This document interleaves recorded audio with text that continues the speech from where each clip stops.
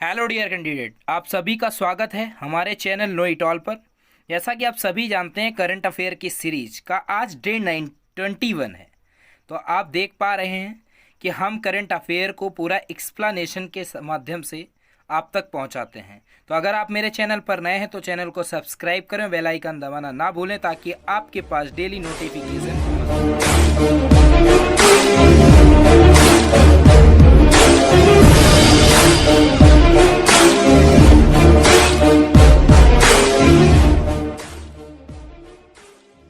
आइए स्टार्ट करते हैं आज का पहला क्वेश्चन। भारत में कछुओं के संरक्षण के लिए किस ऐप का शुभारंभ किया गया है? ऑप्शंस है कुरमा, एम स्ट्रिपेस या आई ट्रैक वाइल्ड लाइफ या इनमें से कोई नहीं। तो इसका आंसर है कुरमा। देखते हैं, केंद्रीय पर्यावरण और सूचना प्रसारण मंत्री प्रकाश जावड़ेकर ने भारतीय कछुओं को ट्रैक करने और रिपोर्ट करने के लिए कुरमा एप्लीकेशन का शुभारंभ किया है। कुरमा ऐप को विश्व कछुओं दिवस पर मई 2020 में लॉन्च किया गया था।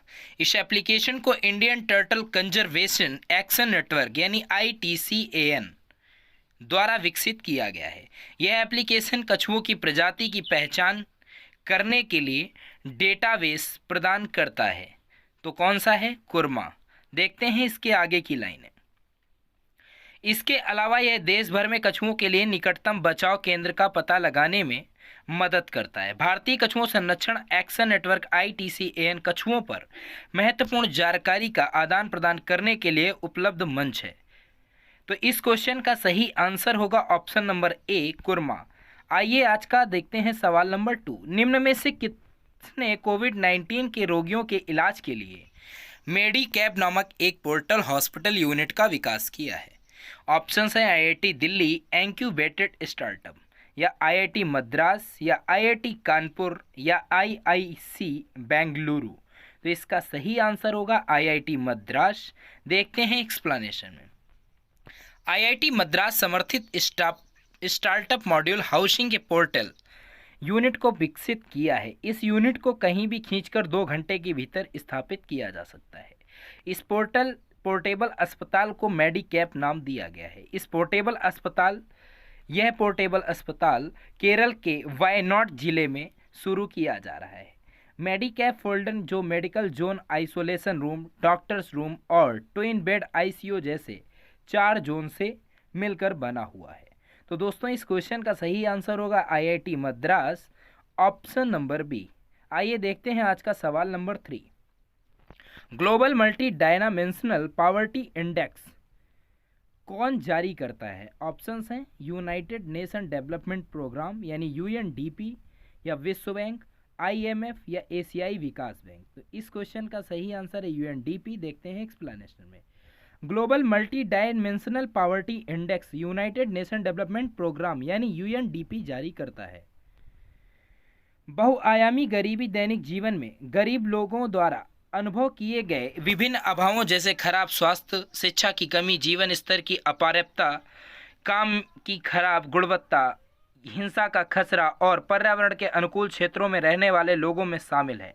रिपोर्ट के अनुसार बहुआयामी गरीबी में सबसे बड़ी कमी भारत में की गई है, जहां 2005 से 6 से 2015 से 16 तक लगभग 273 मिलियन लोग बहुआयामी गरीबी से बाहर आ गए हैं। संयुक्त राष्ट्र विकास कार्यक्रम UNDP और ऑक्सफोर्ड गरीबी और मानव विकास पहल द्वारा यानी OPHI द्वारा संयुक्त रूप से आंकड़े जारी किए गए हैं।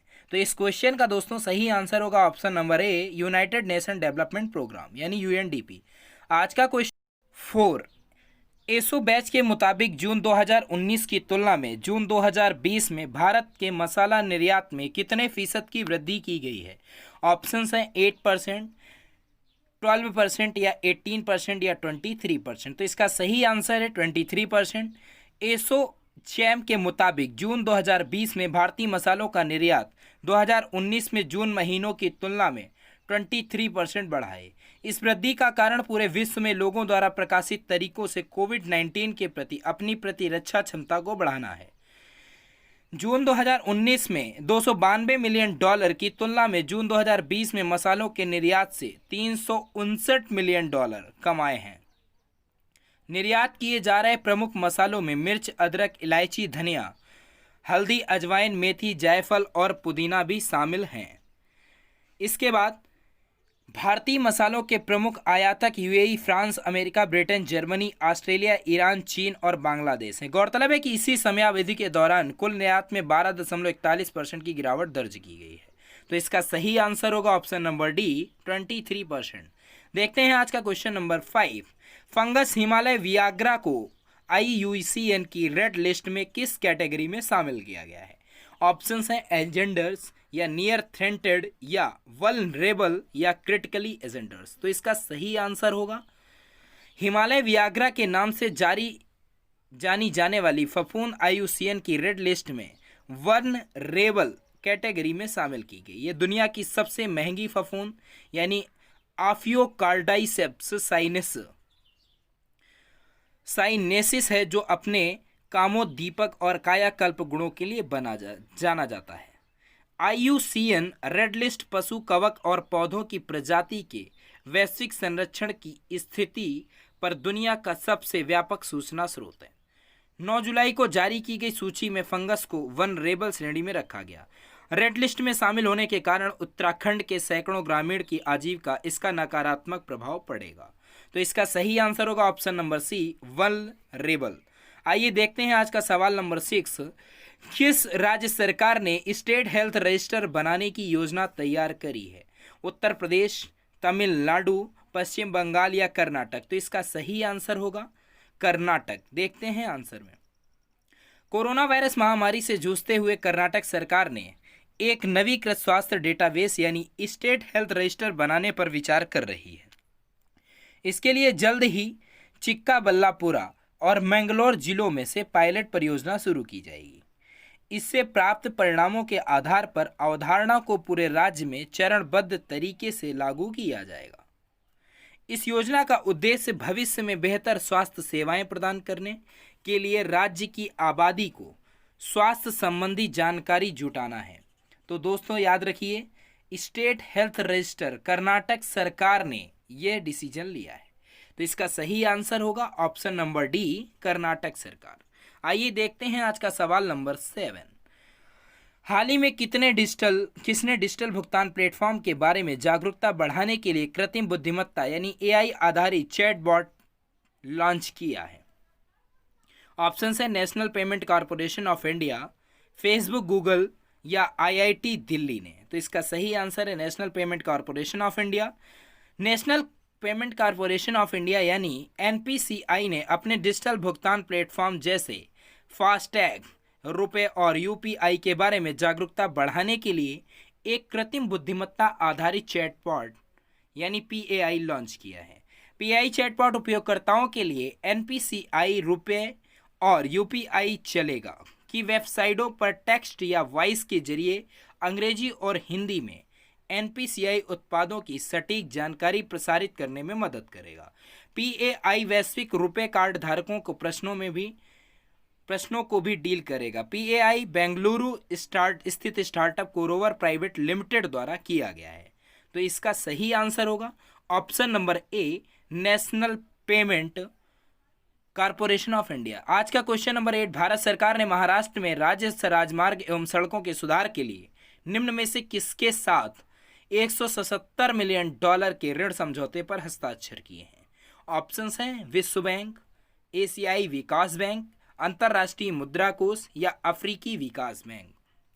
तो इसका सही आंसर होगा एशियाई विकास बैंक ने महाराष्ट्र में 450 किलोमीटर के राज्य राजमार्गों और प्रमुख जिला सड़कों को अपग्रेड करने के लिए $177 मिलियन के ऋण समझौते पर हस्ताक्षर किए हैं।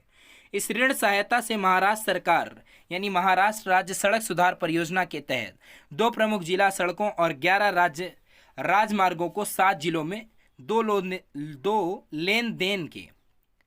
लेन के मानक में अपग्रेड किया जाएगा। इसकी लंबाई 450 किलोमीटर है। इस परियोजना में राष्ट्रीय, अंतर्राष्ट्रीय बंदरगाह, हवाई अड्डे, रेल हब, जिला मुख्यालय, औद्योगिक समूह, कृषि क्षेत्रों में कनेक्टिविटी में सुधार होगा। तो इसका सही आंसर होगा ऑप्शन नंबर बी, एशियाई विकास बैंक। आइए देखते हैं आज का question number 6। International day of UN peace keepers कब मनाया जाता है? ऑप्शन है 27 मई, 29 मई, 12 जून या 15 जून। International day of UN peacekeepers 29 मई को मनाया जाता है। 2020 के लिए इस दिवस की theme women in peace keeping यानी अ की टू पीस रखी गई है।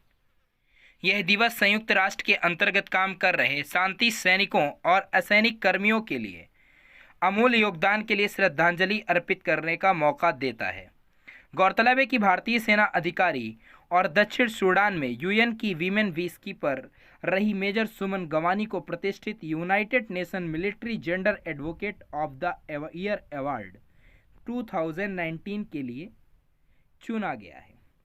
देखते हैं इसके आगे। वे इस पुरस्कार को ब्राजीलियाई महिला कमांडर कार्ला और मोरेंटो डी कार्जो अरुजा के साथ साझा करेंगी। यह पहली बार जबकि भारतीय शांति सैनिक को United nation military gender advocate पुरस्कार दिया जा रहा है।